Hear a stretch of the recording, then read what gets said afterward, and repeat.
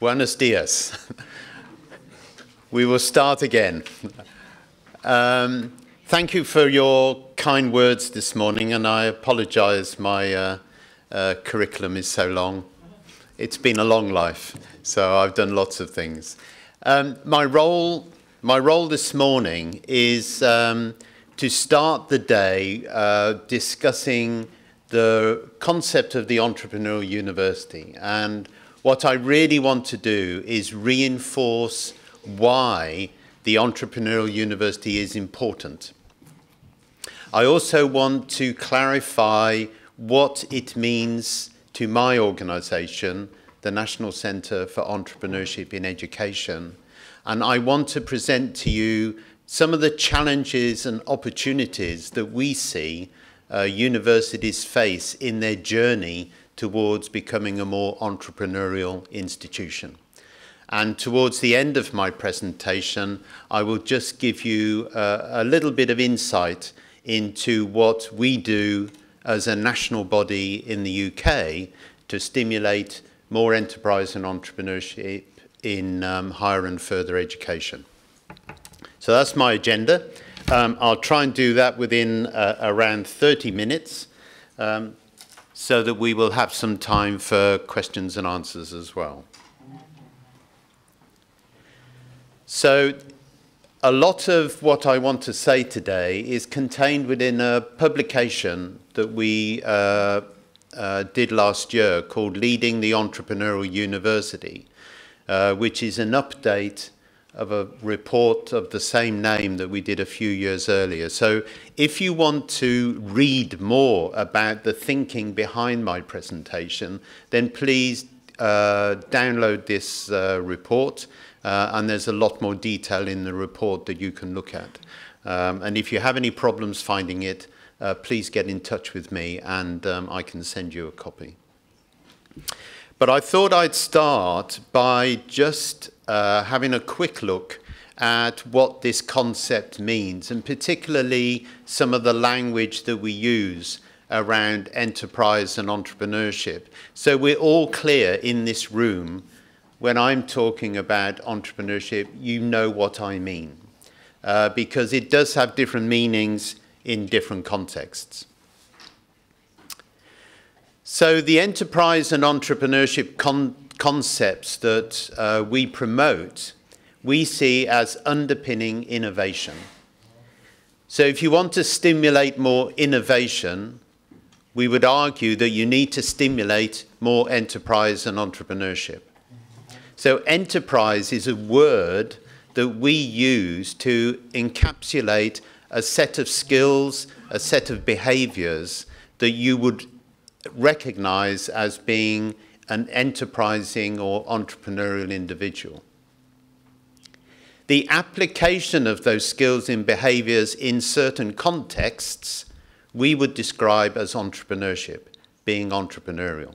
So if you use those skills and behaviours in creating a new venture or redesigning an organisation to make it more entrepreneurial, more innovative, then that's what we would describe as entrepreneurship. So the development of those enterprising skills in education is critical. The development of opportunities and experiences to apply those skills in different contexts is equally critical. And if we can get those two things right, we can stimulate a lot more innovation.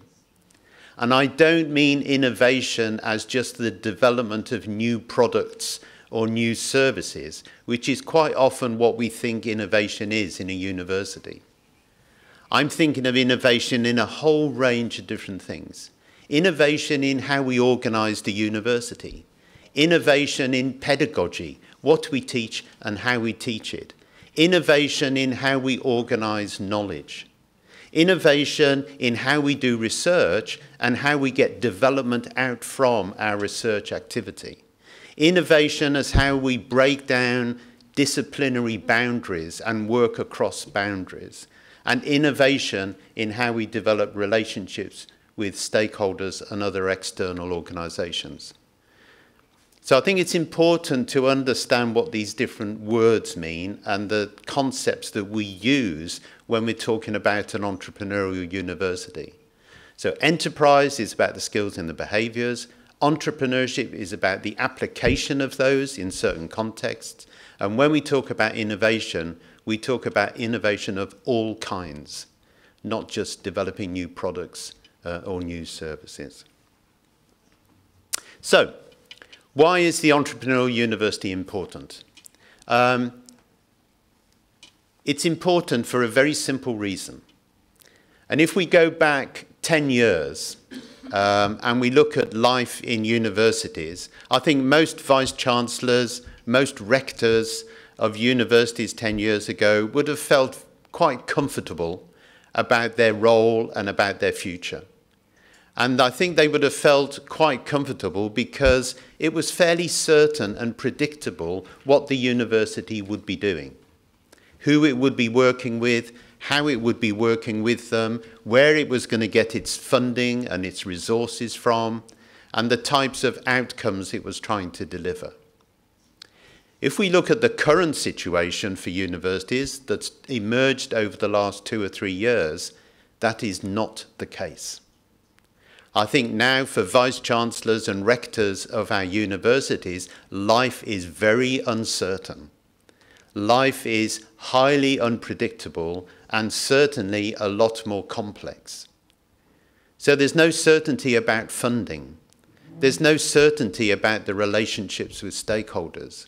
There's no certainty about the students and whether they're going to come to your institution. There's a much higher demand and level of expectations from a broader range of stakeholders about what governments think universities should be doing in an economic crisis, about what employers want from universities, about what parents want for their children. So I think it's much more complex and much more unpredictable. And as that diagram suggests, when you have an environment which is more uncertain, more unpredictable, more complex, that's when there's a higher demand for entrepreneurship. You don't need to be entrepreneurial if you're in the bottom left-hand corner of that diagram. But you do need to be entrepreneurial if you're in the top right-hand corner. So the reason that this is important is because our environment has changed.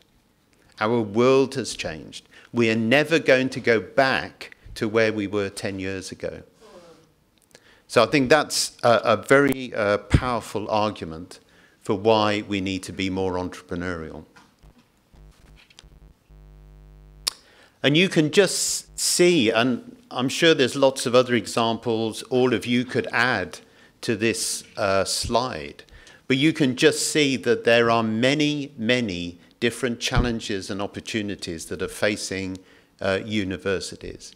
And all of these challenges and opportunities require more innovation in what we do and how we do it, and more entrepreneurship in how we make a success in dealing with these challenges and opportunities. So just to pick up one or two, and the obvious one on the top left-hand corner, funding. We need to find new ways of funding and resourcing the universities. Reliance on governments for funding is no longer a useful strategy for universities. If we go further down, you've got MOOCs. MOOCs, massive open online courses, which are growing at a phenomenal rate and are creating a different opportunity, learning opportunity for many people around the globe. So you don't need to go to a university. You can sit at home. As long as you've got access to a computer and to the internet, you can do online courses for nothing, for free. Now, some may say, well, they're free, they're not accredited, they're not quality assured, so they don't matter. Well, let's wait and see. Let's wait and see when they work out how to do accreditation, when they work out how to do the quality assurance.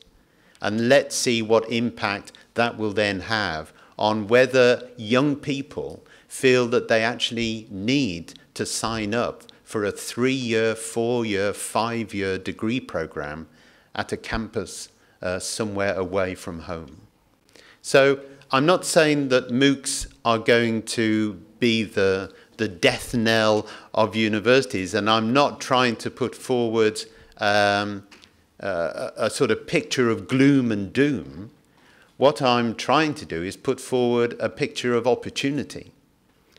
So this is changing. Learning technologies are changing, and we need to think about how we provide our curriculum, how we design our curriculum, how we deliver our curriculum to meet these changing needs. And even if you look at the one underneath that about engaging social media, students live in a world of social networks and social media.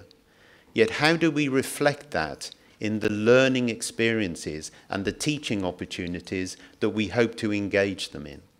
How do we use social media and other learning technologies in developing more opportunities for our students? And I could go through all of these. I could spend the rest of the day just on this one slide. But I think the message I'm trying to get across is that the world that we operate in, the environment that we're in, is changing dramatically. And it's putting pressures on universities that can either be seen as problems or can be seen as opportunities. And I think if we can see them as opportunities and respond to them in an entrepreneurial way, I think it enables universities to find a new life and a new way forwards. And part of this is because we don't know what our students are going to do in the future after they graduate and leave us. We don't have a crystal ball. We cannot predict what they will do in their lives. We can have hopes and aspirations, but we can't predict what our students will do. So the best that we can do for our students is to help them develop the capacities and the confidence and the experiences that they need to be able to deal with this uncertain, unpredictable world, and not just cope with it, but thrive in it, enjoy it, succeed in it, in lots of different contexts. So the white boxes are some of the things our graduates could be doing. So on the left-hand side, when they graduate, they could be setting up their own business or becoming self-employed. Or they could go and work in a small organization. And considering that in Europe, over 99% of all firms are SMEs, small and medium enterprises, then it's highly likely that a lot of our graduates are going to end up working in small firms, not big firms. Yet when we look at our curriculum and the experiences we give to our students and the case studies we use and the teaching examples, the majority are from big firms, not from small firms. So even if we think about the fact that they're not going to become an entrepreneur, but they're going to go and work, become an employee, then I'm not sure we're even giving them the right experiences to be able to cope and succeed in an environment that's made up of millions and millions of small firms. Or they could go and work in a large firm and they could be an innovator and an entrepreneur inside a large organization, helping it to redesign itself to be a more entrepreneurial company, or an entrepreneurial public sector organization in the health service, in the military, in the government, in education. So they could be wanting to have a much more flexible life, do lots of little jobs with lots of different organizations at different times. So we need to help them cope with that. Or they might have a real passion, a real ideology for something they want to do with their life, but they need to make a living from it. So how do we help them to do that? Or they could become an employee and later in life they decide they want to create their own small company. We don't know which of these our graduates will be doing in their lives. So our role is to prepare them with the right capacities, the right experiences to be able to do a whole range of different entrepreneurial activities across different contexts. So if we take all that as sort of background, trying to lay out some conceptual ground for moving forwards, then we can think of the entrepreneurial university in two simple ways. The first is we can think of the university as itself an entrepreneurial organization. How do you run a university in a more entrepreneurial way? How does it think? How does it behave? How does it act as an entrepreneurial organization? How does it learn? How does it take risks? How does it develop from failure? So I think we can think of the organization as an entrepreneurial institution. The second aspect is to think of the university as a place and an environment which stimulates and develops entrepreneurial thinking, entrepreneurial behaviors and opportunities in its students, in its graduates, and in its staff. So one is about creating the right environment. The other is about being an entrepreneurial organization as a university. Two different elements.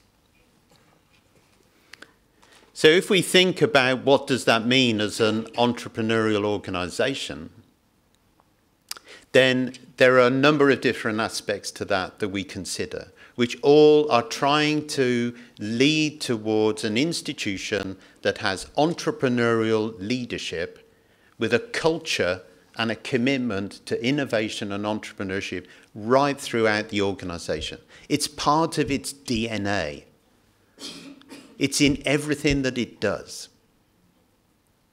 Whether it's in the leadership, in the management, whether it's in the teaching, whether it's in the research, whether it's in its engagement with external stakeholders, it's about creating that culture and that commitment for entrepreneurship and innovation. So you can think of that in terms of the values and the mission of the institution. You can think about it in terms of incentives and reward systems. You can think about it in terms of how you delegate responsibility downwards in the organization to people who can be leaders, people who can take responsibility and ownership of something and make a difference, make it happen. So you could think of a number of aspects of what we might describe as an entrepreneurial organization. And the publication that I referred to at the beginning goes into that in a lot more depth if you want to read behind that more deeply. But of course, there are challenges and opportunities in going down this road, taking this journey. One of them is about how you embed a shared vision and direction across a very complex organization. Universities are not simple organizations. Lots of different factions, lots of different functions, lots of different structures. And getting a set of shared values embedded deeply in all of those staff is a real challenge for the leadership. Thinking about how you transform the organization from being an administrative organization into an entrepreneurial organization is a big challenge. And thinking about how you link action to reward is very important.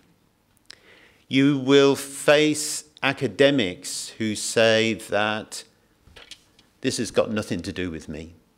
This has got nothing to do with engineering. This has got nothing to do with bioscience. This has got nothing to do with history. This has got nothing to do with digital design.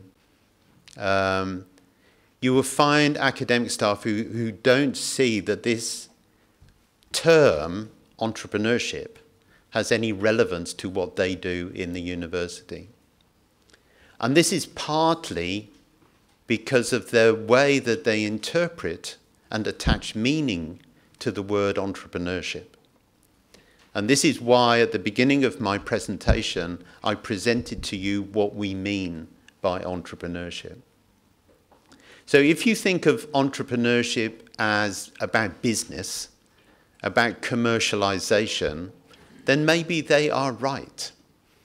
Maybe it doesn't have a strong relevance. But if you think of entrepreneurship as a set of behaviors, a set of skills, a way of thinking, a way of learning, a way of doing that can be applied in lots of different contexts, then it clearly has relevance in every subject area in a university. Every subject area. Because what you're trying to do is develop your students with a way of thinking and a way of behaving that will enhance their capacity to succeed in that world I was describing earlier when they graduate. And it doesn't matter whether they're studying biology, history, bioscience. They need to develop those capacities.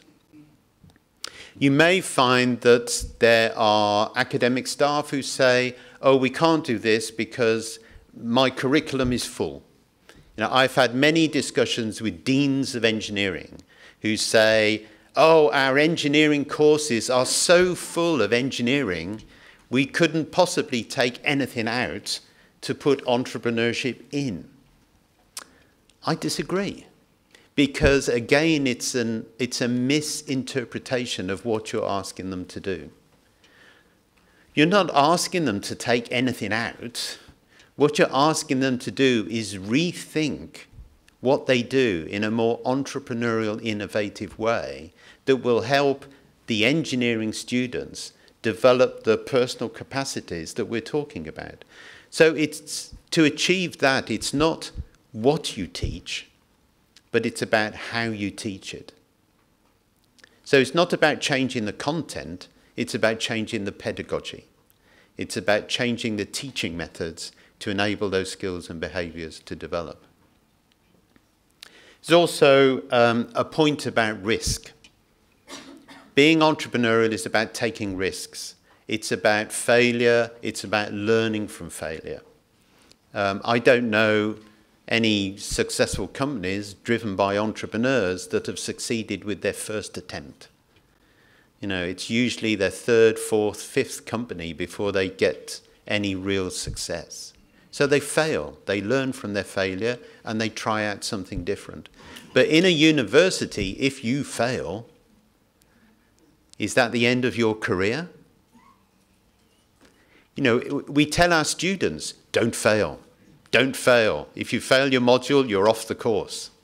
So failure is a thing to be avoided in a university. Yet we come along and say, entrepreneurship, you've got to go out there and fail. You know, it's a bit of a challenge for many staff to try and recognize that actually failure is part of learning and development. So the question is failure, is taking risk the individual's responsibility or the organization's responsibility? So if there's an agreement in a university to try something out and it doesn't work, surely that's an organizational issue. It's an organizational responsibility, not an individual responsibility. So I think how risk and failure works in a university is quite fundamental to encouraging more entrepreneurial behavior. And of course, you need leadership at all levels. It's not just in the senior management with the rector and the team, but you need leadership in all parts of the institution. And of course, if you want people to change behavior and you want to change the culture, then you need rewards and recognition and incentives. And where would you put this in a university? Do you put it in the business and management school? That's where it seems to be in most universities. But if you read some of the research that was done by the Kaufman Foundation in America, big billion-dollar foundation supporting entrepreneurship, and they looked at graduate entrepreneurs in America, where did they come from? What subjects did they study when they were at university? And the headline result from their study was that 89% of American graduate entrepreneurs did not come from business and management schools. 89%. Yet, when we do our research in the UK, we know that over 2/3 of the provision of entrepreneurship is through business and management schools. So there's a paradox here. The provision is through the business schools. The reality is coming from elsewhere in the institution. And the other issue is that a business school's concept of entrepreneurship is about starting a business. And that's not a concept of entrepreneurship that is relevant across an institution. So there are some challenges about where do you put this. How does it fit with the culture? How does it fit with other priorities with the university about, for example, employability? Big issue for many universities. So how does entrepreneurship support employability? Should it be top-down? Should it be bottom-up? Should it be a mix of both? Different strategies, different models. Do you think of entrepreneurship as a subject which needs to be taught? Do you think of it as a practice, a way of doing things? Or do you think of it as a mindset, about a way of being as a person, a way of thinking, a way of learning? I would argue we need to move further to the right. So get away from thinking of it as a subject, think of it a lot more as a practice, but fundamentally think of it as a way of being. Michael Crow, who's the president of Arizona State University in America, would argue that there's only one purpose for a university, and that purpose is social transformation. In other words, if a university is not helping to make society better, why should it exist? If it's not helping to make society better through its research, through its teaching, through its knowledge exchange, through everything that it does, why should it exist? So one fundamental element in becoming an entrepreneurial institution is thinking about how you use that to make society better, to transform society. And my final point on this slide is quite important. I think in the past, entrepreneurship in universities has tended to be seen as focused around the development of graduate entrepreneurs. I would suggest we need to move away from that, and we need to think of this agenda as the development of entrepreneurial graduates. Because we need entrepreneurial individuals in every walk of life. In the public sector, in the private sector, in large companies, in small companies, in social not-for-profits, as well as companies that are profit-oriented. We need entrepreneurial graduates. And my argument would be is that if we are able to create graduates leaving our universities that are entrepreneurial, then it's more likely more of them will become entrepreneurs anyway. So let's start with creating entrepreneurial graduates, out from which I would suggest we would get more we would get more graduate entrepreneurs. And we do need graduate entrepreneurs. Graduate entrepreneurs create companies that grow faster, they employ more people, they make more profit. So we need them particularly in a time when the economy is in a bad shape. So we do need them. But I think long term, we should focus on entrepreneurial graduates.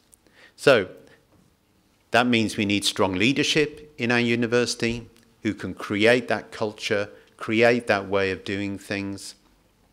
And there's a few suggestions around there about how we might look at what an entrepreneurial leader is. But certainly it's about having a vision, communicating that vision, and setting in place the mechanisms that enable the staff in the institution to be more entrepreneurial. So when you go away from here today, what I want you to think about is, well, what am I going to do? You know, the challenge I would set to this conference is that all of you take away one action that you're going to implement in your institution. And they could be fairly fundamental or fairly straightforward. Many of them don't need money. They need a change of mind. So if your institution concept of entrepreneurship is about starting a business, change it. Change the way that individuals and staff in the institution think about entrepreneurship. Give it a different meaning. If the strategy is not working, change the strategy. There's lots of different ways that this can be embedded in a university. Think about how you organise the university around opportunities and knowledge and needs, and whether that's working well enough to stimulate more entrepreneurship, or could you reorganise in a different way.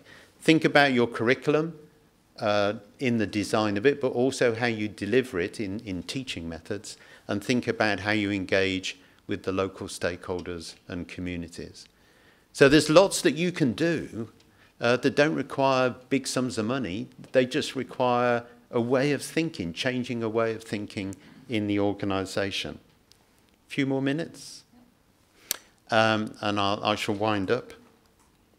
So what we do in the UK, and I'm not going to spend much time on this because Rebecca Allenson will be talking about the European Union guiding framework later today in more detail.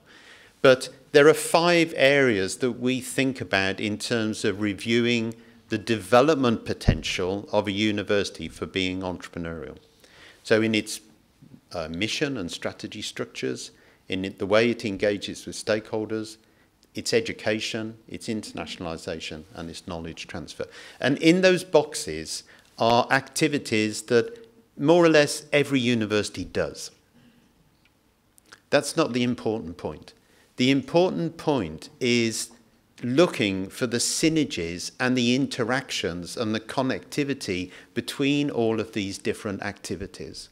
So rather than maintaining them in silos, look at how they could work across and with each other to find and stimulate more entrepreneurial opportunity. But as I said, Rebecca will talk about the EU framework later today and take that forwards in more detail. So my call for the conference is a call for action. And I hope that you will take something away from today and do something in your own institution. So you could do the self-assessment against the framework, which you'll hear about later. You could do a deeper review. If you are in the UK or able to get to the UK, I'd welcome you on the Leaders Programme that we run there. But I think if you can't do that, you should be thinking about leadership development and management development in the universities, not just in the region here, but across Spain. So maybe those are some things that you can also think about doing. What do we do? I've got a few slides I'll go through extremely quickly just to finish off so you understand our own organisation.